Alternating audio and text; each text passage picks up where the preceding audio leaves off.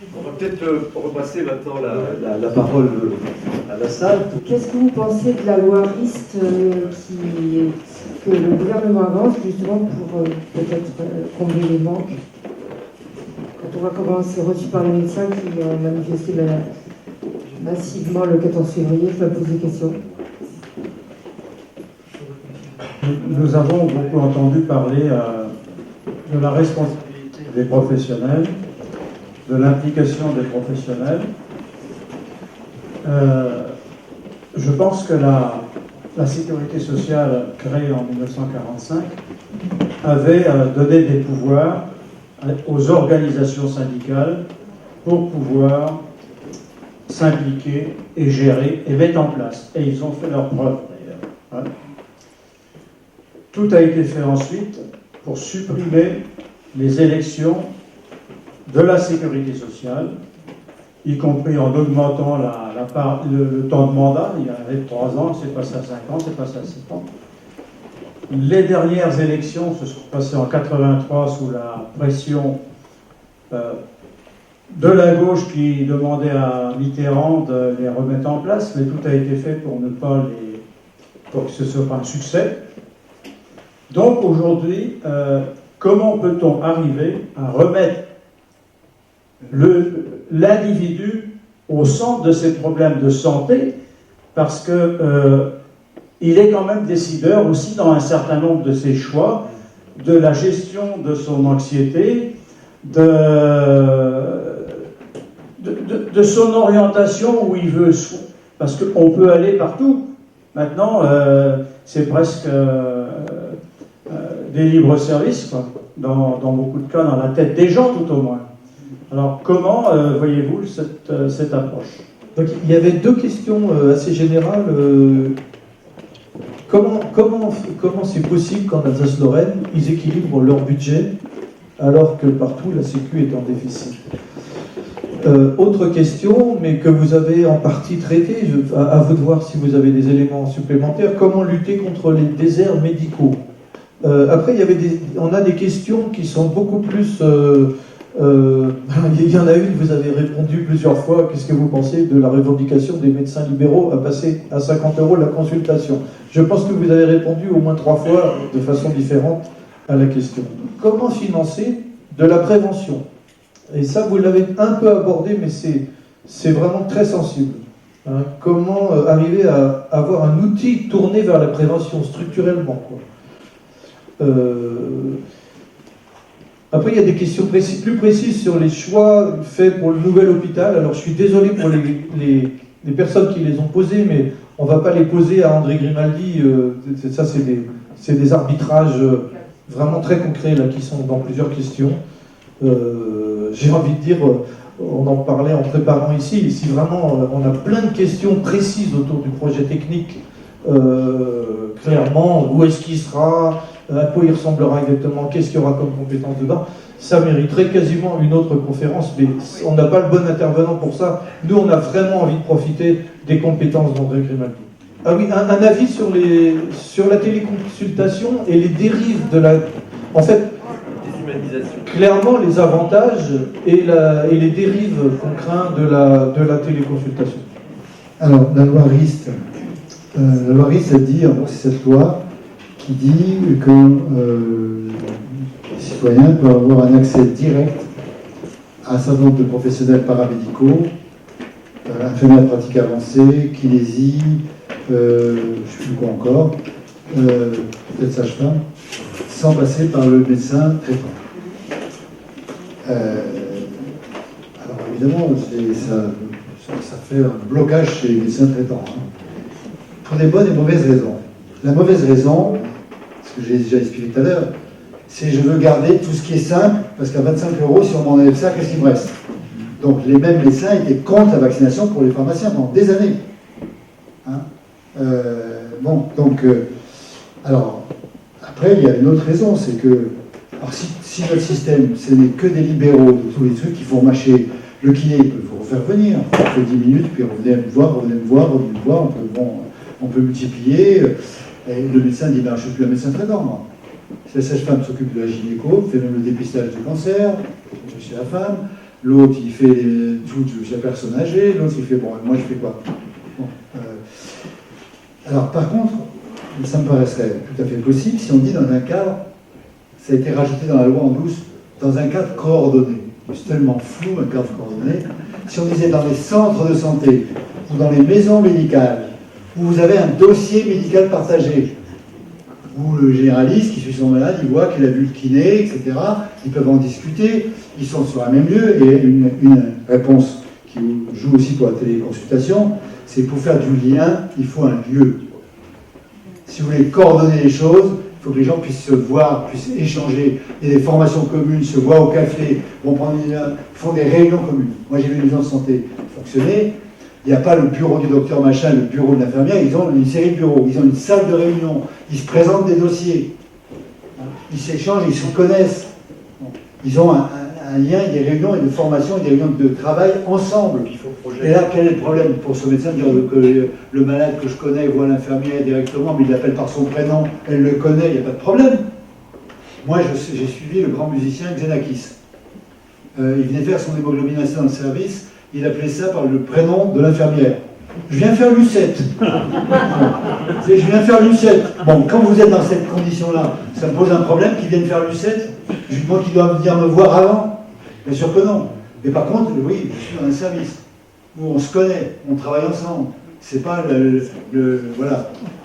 système en silo, coupé en rondelles, hein, avec après, on mettra après une instance de régulation pour dire le kiné n'appelle pas plus de 3 fois, la 3e fois il faut que, et on n'en finit pas, il faut remplir les papiers.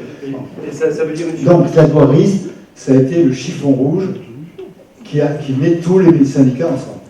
Or, vous ne ferez avancer le système de santé qu'en divisant le monde médical. 58, c'était une guerre terrible. Robert Debré était menacé de mort. Et les hôpitaux, ils ne pouvaient pas rentrer. C'était hyper violent. Dans ses mémoires, il écrit que si ça avait été par le Parlement, jamais la loi ne passait. Ça a été par ordonnance, parce que c'était De Gaulle, Premier ministre Michel Debré, la guerre d'Algérie. Bon. Donc là, c'est pas un hasard s'il y a plusieurs syndicats de médecins. Bon, les politiques sont tellement bons qu'ils arrivent à faire un front du refus. Hein, c'est-à-dire que Max Tourelle a fait front du refus sur le tiers payant, là ils font la loi RIST, front du refus. Bon. Et ça bloque le système. Donc la loi RIST c'est une mauvaise chose avec une bonne intention. C'est pour le point de vue là. Oui, il faut avoir accès à des professionnels de santé. Alors, inversement, les libéraux à l'ancienne, ils veulent bien avoir une infirmière, mais c'est eux le patron, c'est leur infirmière. Non, mais ils sont plus dans la société actuelle. L'infirmière, elle dit, t'as tes compétences, j'ai les miennes, on travaille d'égal à égal.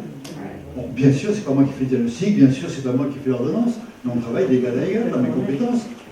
C'est une reconnaissance élémentaire, et je suis pas là pour te mettre ta blouse et te passer ton stéto, ton stylo. De la Sécu. Il faut faire. Je suis d'accord avec vous sur le problème de la démocratie. La Sécu, quel était le truc génial de la Sécu? Et là, j'ai un débat, moi, avec notamment le Parti communiste. Le Parti communiste et Friot attachent un point clé, central, majeur à la cotisation sociale. En disant la cotisation, c'est un salaire socialisé. C'est le début du socialisme. Donc c'est majeur. Historiquement, on pourrait se poser la question, parce que c'est Bismarck qui a inventé le système. Ce n'est pas un grand socialiste, Bismarck.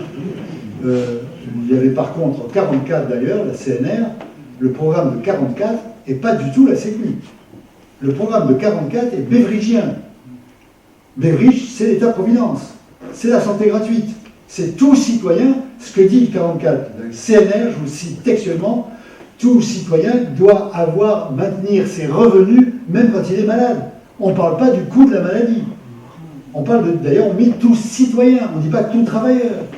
Or, la Sécu, ça va être les travailleurs. Il faut attendre la CMU pour que ça devienne un droit universel. 50 ans. Quand il y aura le chômage, les jeunes, tout ça sont hors Sécu. Donc, c'est la CMU, qui est une loi progressiste. Hein, hommage à Martine Aubry, qui a sûrement des défauts, d'après ce que j'ai compris, mais qui a une énergie, quand elle décide quelque chose, elle le décide. Alors, quelles étaient, à mon avis, les choses majeures de la Sécu 45? c'est deux choses. Un, les recettes de la Sécu sont sanctuarisées. L'État ne peut pas mettre la main dessus. C'est fini, ça a été abrogé. La loi de Simone Veil de 94 et 84 a été annulée. Désormais, l'État décide d'exonération de cotisation, pas de remboursement à la Sécu. Donc ça, c'était un point majeur. Le deuxième point majeur, c'était on va confier la gestion, au fond, à ce que correspondait la prestation de la Sécu, c'est-à-dire les indemnités journalières. Donc c'était logique que ce soit les partenaires sociaux, comme on dit, en l'occurrence, essentiellement au début la CGT. Vu la fin de la guerre, les rapports de force étaient que c'était, je crois, 2/3 ou 3/4 les syndicats travailleurs, et puis seulement un quart le patronat. Ensuite, c'est devenu le paritarisme, et comme il y a plusieurs syndicats, c'était forcément... Alors, ça, c'était les deux idées forces. Mais, ça n'a jamais été l'autogestion, jamais. Qui décidait du montant des cotisations? L'État. Et en plus, c'est pas tout à fait illogique que ce soit la représentation nationale qui décide de l'impôt. C'est même peut-être sa première mission. Bon. Qui décidait du remboursement des prestations? L'État.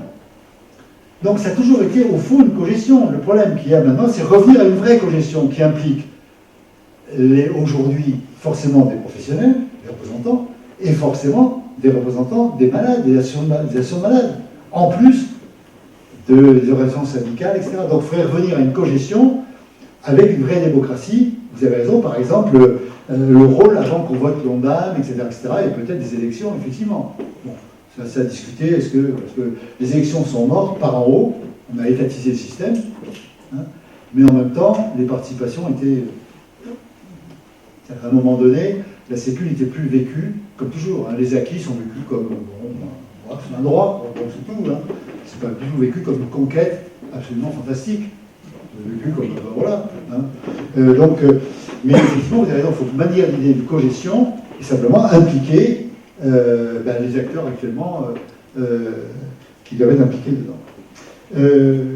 Alsace-Lorraine, oui, c'est lié au statut de l'Alsace-Lorraine qui a gardé les privilèges de l'Allemagne. Bon. Et alors pourquoi ils ne sont pas en déficit? Parce que c'est des Alsaciens. Voilà. C'est pas des Marseillais, c'est des Alsaciens. Alors après, peut-être que c'est bien géré, peut-être que si, peut-être que ça, mais bon, le paradoxe en tout cas, c'est que la loi Maurice, il y a l'économie de la mutuelle quand même. Il y a l'économie des frais de mutuelle. Ah oui, il y a les frais de mutuelle en moins. Ah ben, on économise les frais de mutuelle. Ça, c'est clair, puisque le but, c'est ça. C'est 7,6 milliards. Hein. C'est ce que disait Pierre-Louis Bras du Corps, qui a fait plein d'articles. D'après ce que j'ai compris, le gouvernement de Castex l'avait vu, puisqu'il défend ça, Pierre-Louis Bras. Pour 7 milliards, quand même, un gouvernement intéressé quand même à gagner 7 milliards. Et il leur a expliqué que c'était génial, mais qu'ils auraient tous les médecins contre, tous les lobbies contre, et ça n'a pas raté. Et donc le gouvernement, prudemment, a dit, bon, très bien, c'est génial, on va s'attaquer aux retraites. Alors, la loi de 1947, elle dit plus que ça, elle dit même, les mutuelles de fonctionnaires peuvent gérer la sécurité sociale. Moi, je suis à la MGEM, qui me gère mon assurance maladie obligatoire et ma complémentaire. Par contre, la Sécu, elle n'a pas le droit de créer sa mutuelle. Sauf pour la CMU. Et la CMU, 90-95% des personnes sous CMU ont pris la Sécu comme mutuelle. Donc, vous dites, quand même, il y a Alsace-Lozère, il y a la CMU, pourquoi on ne fait pas ça d'ensemble? Sujet compliqué, parce que si on fait ça avec la loi, avec le système européen, il faudra obligatoirement rendre les mutuelles obligatoires. Du coup, plein de mutuelles vont dire, mais nous, on va gérer aussi la Sécu, et on va mettre tout ça en concurrence, qui est le dogme européen. Et là, vous tombez sur le système suisse, défendu par madame, comment elle s'appelle, Panier, libéral à tout craint, qui dit que le système suisse, c'est ce qu'il y a de mieux. Beaucoup plus cher que le français, il y a un bazar pas possible, parce que quand vous prescrivez un anticancéreux, vous devez savoir si la mutuelle est d'accord ou pas. Voilà, Alsace-Lorraine, je ne sais pas plus que ça. Les déserts médicaux, mais j'en ai parlé, quoi. Moi, à mon avis, c'est la tâche de l'État. Donc on mobilise avec les personnes et les moyens donnés. On ne peut pas demander à la médecine libérale de régler les déserts médicaux. Ça n'a aucun sens. Sauf les incitations, on peut dire on paiera, etc. Mais bon, ça marche peu, pas. Qu'est-ce que à la téléconsultation, ça peut être comme la lame des arbres, quoi, le meilleur et la pire des choses. Ça peut être très bien pour du suivi, parce que, le malade, il n'a pas à se déplacer, il n'a pas à attendre, les médecins sont obligés de commencer à l'heure, ou terminer à l'heure. Tout est minuté. Si c'est fonctionnel, voilà, je renouvelle l'ordonnance, très bien, comment ça va, là, très bien. S'il faut l'examiner, ça ne marche pas. S'il faut annoncer une mauvaise nouvelle, ça ne marche pas. S'il faut expliquer que j'ai des grands problèmes personnels au travail ou dans ma famille en ce moment, et je suis sur une bord de divorce, c'est moyen. Alors je vais vous raconter l'horreur. J'ai écrit un gros bouquin, Mieux que tout cela, qui est un gros livre de 800 pages, chez Odile Jacob, sur les maladies chroniques vers la troisième médecine. Parce qu'en gros, il y a 4 médecines, il y a 4 pratiques médicales. Il y a les maladies aiguës bénignes, suivies par le médecin ou l'infirmière, la cystite, le lumbago, une grippe pas sévère, la gastroentérite. Il y a les maladies aiguës graves et les gestes techniques, où la France, pour cette loi, a été très bien. Bon, les CHU, parfait, même les grandes cliniques, excellent. Et sur ces médecines-là, on était dans les premiers du monde. Et on le reste, enfin, on décline, mais avec le Japon. Il y a la troisième médecine qui est les maladies chroniques. Les 2 premières médecines sont centrées sur la maladie et le traitement. Que le médecin soit gentil, correct, poli, ça va, tu l'expliques, enfin on ne lui demande pas plus, quoi. La médecine des maladies chroniques, c'est une maladie non seulement biomédicale, mais psychologique, sociale, culturelle, représentation de la maladie, mécanisme de défense. Pour se convaincre, il suffit de voir une chose, comment se soignent les médecins atteints de maladies chroniques quand ils sont malades. Je parle des bons médecins. Et vous pouvez avoir des surprises. Moi, j'en ai soigné beaucoup, je peux vous dire, c'est assez estomacant.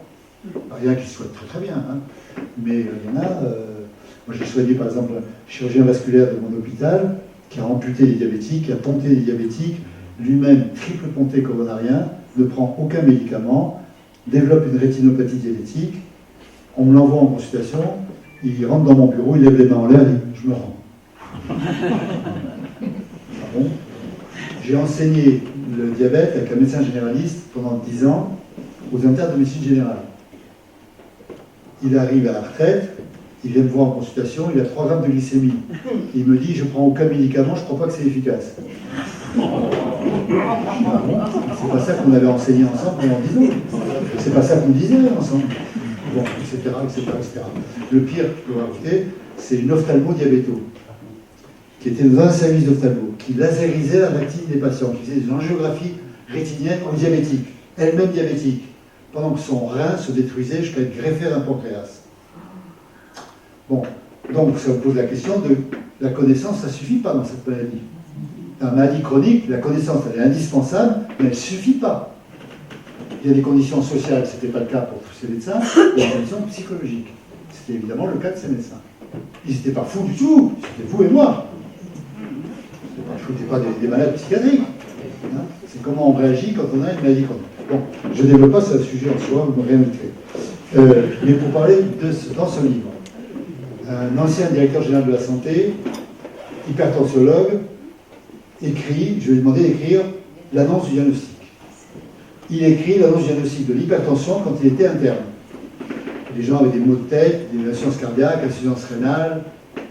Quand il était agrégé, c'était un chiffre. On prend l'attention, vous avez 15. Bon. Comment, quand il a été responsable du plan Alzheimer, sous Sarkozy, il s'est posé la question comment on annonce l'Alzheimer à quelqu'un qui perd la mémoire. Et ça se termine par comment on lui a annoncé à lui son cancer du pancréas. On lui a annoncé par téléphone. Alors il écrit la phrase suivante. Il dit, dans la passée du soir, vous voyez un vol de canard. Vous entendez un coup de feu, et le canard qui tombe le canard mâle qui tombe comme une pierre, boule de plume ensanglantée, c'est vous que sa femelle attendra en tournoyant dans le ciel. Voilà. On vous annonce votre cancer par téléphone. Donc là, c'est le pire du pire de la télémédecine. Sous prétexte qu'il était directeur général de la santé. Hein? Vous êtes médecin, vous pouvez aussi être malade. C'est pas normal, mais enfin c'est comme ça. Hein? Voilà pour la téléconsultation. Donc la meilleure des choses, quand il s'agit de suivi, de faire venir les gens, perdre du temps, d'organiser. Puis quand il s'agit d'événements, de complications, d'annonces de diagnostic, de choses qui ne vont pas, non, mais il faut se voir. Puis quand il faut examiner, parce que maintenant on n'examine plus les patients. Les internistes hurlent à juste titre. Parce que parfois le diagnostic vous l'avez sous la main. Je me rappelle un collègue hospitalisé pour une grosse opération cardiaque. Après l'hospitalisation, le voilà qui ne pisse plus. Donc il a un globe vésical. Mais l'anesthésiste qui n'examine pas, tu n'urines pas, allez, un coup de Lasix, de diurétique. Tout ça, il gonfle un peu plus le globe. Il arrive, il n'en pouvait plus. Il dit, attends, je vais au staff et je reviens. Donc, je vais à 1 heure, quand vous êtes avec la vessie qui est... Bon, voilà. Non, il a fait même une échographie pour vérifier que le globe vésical. Il suffit la main sur le ventre. Il a fait une échographie pour vérifier que la vessie était belle. Bon, donc, voilà, la technologie peut être la meilleure et la pire des choses. Qu'est-ce qu'il y avait comme question? Peut-être je pense qu'on a à peu près déroulé l'ensemble de... On en avait une que je voulais poser. On va bientôt arriver à la fin de cette conférence débat. Je pense qu'on a à peu près fait le tour des questions qu'on avait qui peuvent nous concerner ce soir. Avant de terminer, j'avais juste envie de vous demander une chose. Est-ce que vous avez une idée de combien en France on dépense par personne en moyenne pour la santé par an? Parce qu'on a parlé de pourcentage du PIB tout à l'heure, c'était passionnant en comparant les PIB. Aucune idée, aucune idée. Dites des chiffres. Par an, par jour? Par année. Sur une année, en moyenne, je parle tout français confondu, du bébé au dégât. Allez, on ne va pas traîner. C'est autour, selon la façon de définir à la française ou à l'européenne, on est entre 3 500 et 4 000 euros par an et par personne. Il faut savoir que la majorité en plus est dépensée sur les personnes qui ont des cheveux blancs. Donc c'est quand même... En gros, on est en train de parler depuis le début d'un budget de 4 000 euros par an et par personne, toutes personnes confondues. Et quand on a passé aux cheveux blancs, vous pouvez multiplier par 4 ou 5. Voilà ce que c'est que les dépenses de santé par personne. Un complément de ce que vous venez de dire, que juste 60% des dépenses d'assurance maladie sont les maladies chroniques, qui sont 11 millions de personnes en ALD. Il y a 21 millions de personnes en maladies chroniques en France, c'est vrai, mais en infection de longue durée, pris soi-disant à 100%, mais 100% ne veut pas dire qu'il n'y a pas de reste à charge. C'est 60% des dépenses d'assurance maladie. Alors, le premier facteur de maladie chronique, c'est l'âge, vous avez raison, mais pas seulement. Il paraît que l'âge est une maladie chronique. Comme disaient mes enfants, les papy-mamies prennent des médicaments qui ne guérissent pas. On avait une question, mais qu'on a un petit peu de mal à cerner. Alors j'ai essayé de la cerner. Ça a trait donc à la question de la rénovation de l'hôpital psychiatrique. Alors à Saint-Malo, on a un nouvel hôpital psychiatrique. Après, donc il y a des questions un peu plus précises sur la question des traitements non invasifs, la démocratisation des protocoles. Celui qui pose la question, est-ce qu'il pourrait la préciser? Oui, merci. En fait, je voulais savoir si éventuellement les protocoles justement non invasifs, je parle des Qutenza pour les douleurs neuropathiques.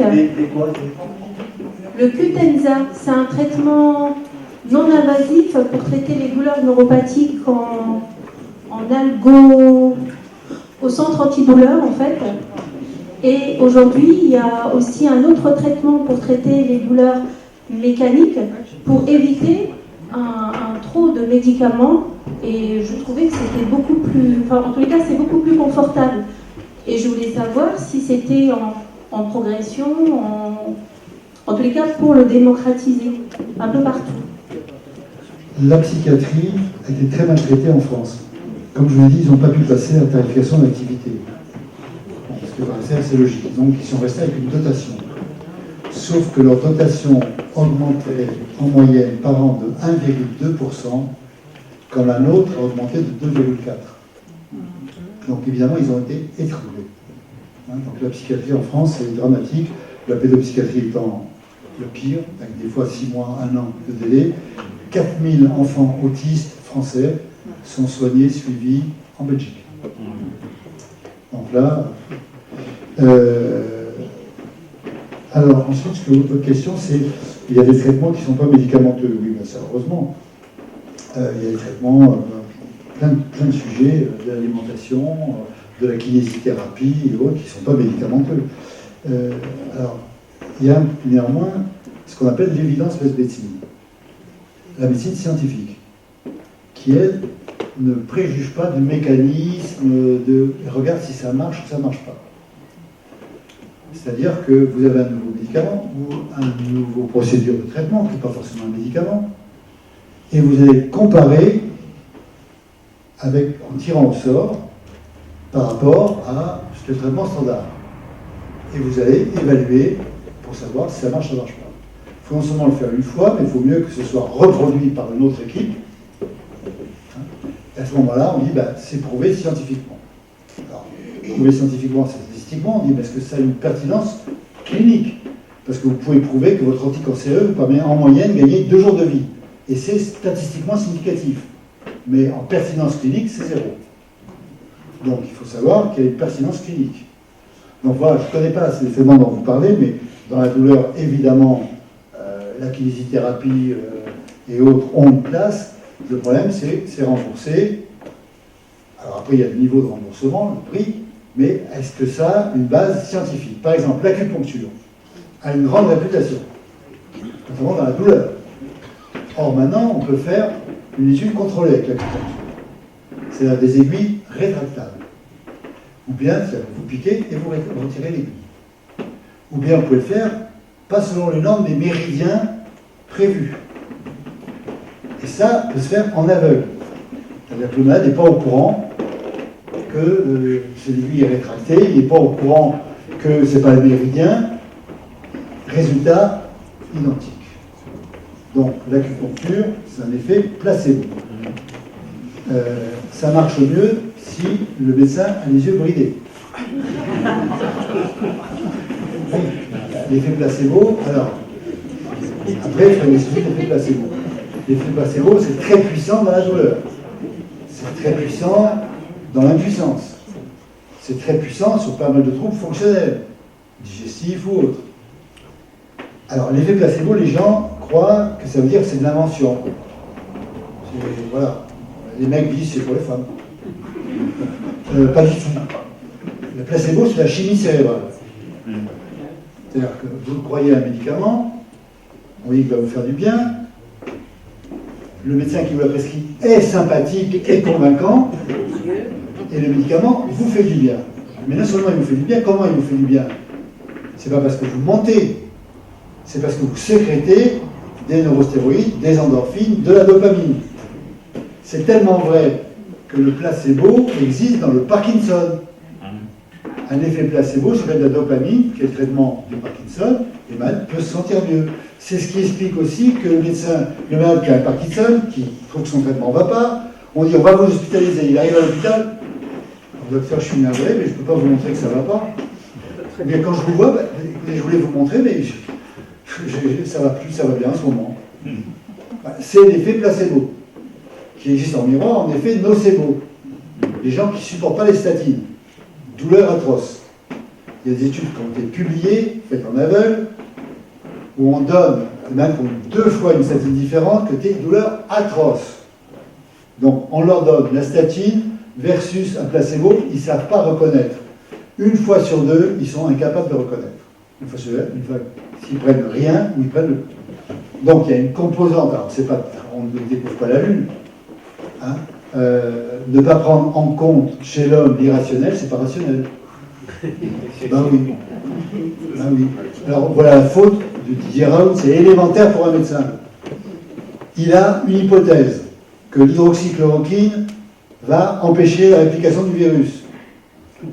Il fait la charge virale comme test. Il mesure la charge virale. Il donne l'hydroxychloroquine, ça baisse. Donc je donne le traitement à tout le monde. C'est inadmissible. Parce que, dans cette maladie, on guérit 9 fois sur 10, une maladie bénigne pour ceux qui ne tuent pas. Donc il faudrait un nombre de malades pour savoir. Bon, le critère de jugement ne peut pas être un argument biologique. D'autant qu'il y a 30% de faux négatifs. Bon. Donc il a une hypothèse, il la transforme en vérité, et voilà comment on a une histoire française démente par Didier Raoult, un gars sûrement très brillant, avec des côtés géniaux, qui déclare que son hypothèse est vraie parce que c'est de lui. Bon, maintenant on fait une étude randomisée, alors après il la rend impossible, parce qu'une fois que les gens ont entendu, il y a un traitement à Marseille, mais ils le veulent. On leur dit, on va rentrer dans une étude versus placebo. Pas question. L'OMS dit ce médicament donne des troubles cardiaques et peut augmenter la mort. Est-ce que vous voulez rentrer dans l'étude pour le vérifier? Pas question. Donc on a bloqué complètement l'affaire. Alors voilà, pour n'importe quelle étude sur la douleur, évidemment il faut une étude randomisée et testée parce que. Voilà. Merci. J'avais juste envie de vous donner la réaction d'un citoyen et d'un patient. Un citoyen engagé, et nous sommes nombreux ici à l'être, et donc il y a des exigences par rapport aux décisions politiques qui sont prises, et c'est pour ça qu'on est tous là, je pense, et c'est pour ça qu'on est aussi dans des collectifs comme Le Monde d'après. Et d'un autre côté, on est aussi des patients. Et j'avais envie de vous poser une dernière question. Le citoyen, il va s'engager, il a les moyens de s'engager. Le patient, il est très, très démuni et souvent très seul. Et pourtant, vous dites, tout dépend du patient, quoi. C'est-à-dire que ce que vous venez de nous expliquer montre que de toute façon, un traitement chez un patient ou chez un autre, ça ne fonctionne pas de la même manière. On entend de plus en plus parler de ce qu'on appelle les patients experts. Alors, est-ce que vous pourriez nous parler un petit peu de ça? À chaque fois, c'est un sujet immense que vous soulevez. C'est lié complètement aux maladies chroniques. Il y a des associations de patients et il y a eu le grand tournant du sida. Dans le sida, on s'est trouvé en 85, alors avec les progrès de la médecine dans un temps record, on découvre le virus. C'était phénoménal. Et le mode de transmission. Et pas de traitement. Et là, il se passe quelque chose qui est, pour une première fois dans l'histoire de l'humanité, c'est au lieu de s'enfermer, de s'isoler en attendant la mort, des malades jeunes se rassemblent, disent, 1, on veut comprendre, 2, on veut agir. Ce qui est face à tout traumatisme, la réaction qui prépare l'avenir. Face au tremblement de terre en Turquie, il y aura ceux qui auront été sidérés, qui vont avoir un trauma psychique terrible, et à ceux qui auront agi, puis comprendre ce qui se passe, pourquoi, etc., et qui seront mobilisés. Donc, se crée ACT UP, se crée aide, et ils se mettent à bosser. Et puis, ils se mettent à décider de après, quand arrivent les premiers traitements, comment on répartit les traitements, etc.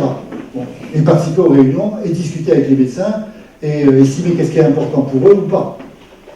Donc, c'est vraiment un grand tournant. Alors, ils étaient jeunes, ils étaient souvent socialement avec la capacité de comprendre, des protocoles, d'en discuter, etc. Et ils ont dit maintenant, il en est sorti de ça un slogan, rien pour nous sans nous. Et ça, c'est un grand tournant dans la médecine. De là, les associations de patients ont dit, maintenant, on veut, alors il y a eu après les scandales sanitaires, l'affaire Mediator, on veut être formé de ce qui se passe dans le système de santé. On veut pouvoir être au courant des protocoles, là, vous m'avez dit versus placebo, ou l'histoire de Raoult, on veut pouvoir en discuter. D'où les associations de patients, celles qui sont reconnues par l'État comme intérêt général, ont le droit de participer à l'agence du médicament, à la haute autorité de santé, représenter les usagers sur l'hôpital. Souvent de manière un peu formelle. Il faut une formation, il faut une compétence, il faut du temps, Ils participent, là, de manière assez remarquable d'ailleurs, en partie à l'enseignement sur la relation médecin-malade. Soit comme témoins pour raconter, soit même pour participer plus activement parce qu'ils ont un rapport à la pédagogie. Alors ça suppose après de différencier. C'est-à-dire que si vous êtes dans l'agence du médicament, la haute autorité de santé, ou à l'hôpital comme montant d'usager, vous devez avoir une compétence sur l'organisation du système de soins. Si vous êtes dans l'enseignement, vous êtes dans l'équipe enseignante. Et la faculté peut vous financer d'ailleurs, logiquement, de participer à l'équipe d'enseignement. Et le plus important, à mon avis, c'est, moi j'avais passé à patient expert, les patients ressources, c'est les patients qui participent à l'équipe de soins dans la maladie chronique. Alors ça s'est développé de manière remarquable à la suite de l'histoire des alcooliques anonymes. Les alcooliques anonymes, une association qui remonte à ça va très loin, avec une culture idéologique, mais ils ont fait deux choses. Un, ils ont fait de la maladie leur identité. Et quand ils se présentaient, ils disaient je m'appelle André, alcoolique qui ne boit pas. Donc je ne bois pas, mais je suis alcoolique. Donc ils ont fait de la maladie une identité. Et deuxièmement, j'espère ne pas boire aujourd'hui. Avec une solidarité. Donc c'est pas une culpabilité, c'est pas si on veut, on peut, etc. Grand problème avec le mouvement des addictions, on n'en parle pas, les maladies du siècle. Alors après, ils ont maintenant, dans la version moderne, intégré au service. Donc dans le service d'addictologie de Bichat, il y a 10 patients ressources. Le lundi, quand arrivent les malades, ils voient avec les médecins et les infirmières. Ben, Françoise, peut-être que tu pourras aller voir, la malade qui est chambre 8, etc. Elle va faire sa vie, elle va la voir, elle va dire voilà, je m'appelle Isabelle, il y a 5 ans, j'étais à votre place, si je peux vous aider. Alors, c'est pas aider seulement à l'hôpital, c'est aider aussi en dehors de l'hôpital. Donc voilà mon portable, si vous avez un problème, vous pouvez m'appeler. Bon, je pourrais. C'est un jeu dangereux, parce qu'effectivement, vous pouvez donner beaucoup de vous pouvez être dans une logique d'emprise, donc il faut une supervision. Donc, sont intégrés à l'équipe de soins.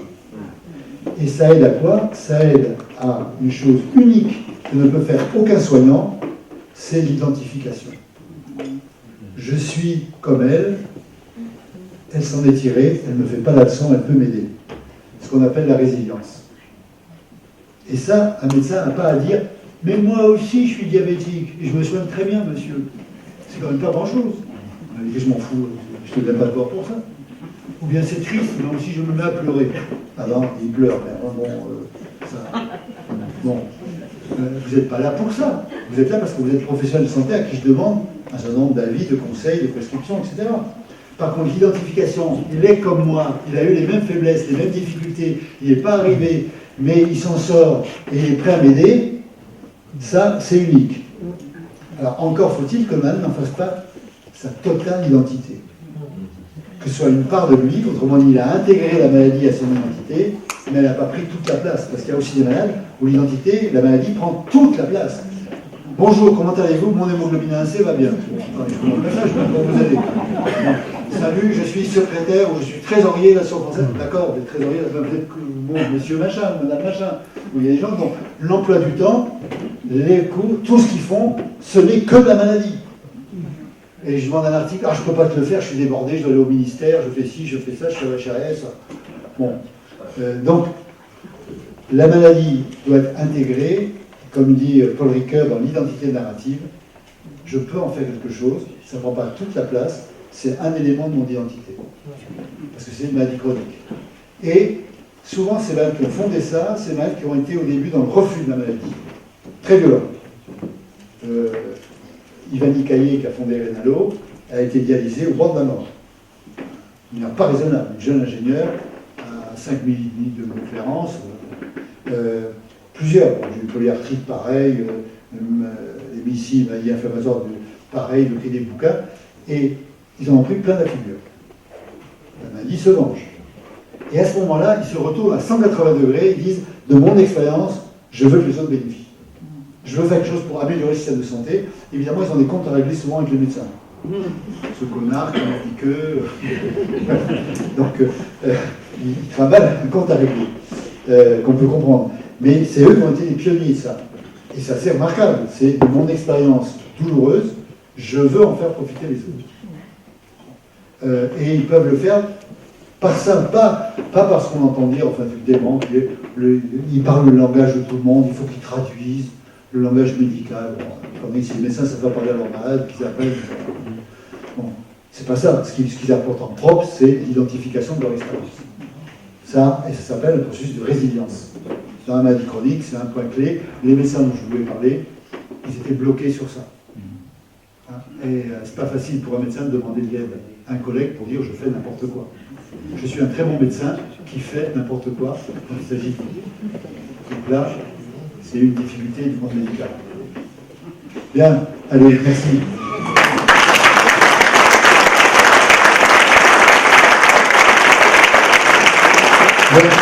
Merci beaucoup. Merci à tous d'être venus.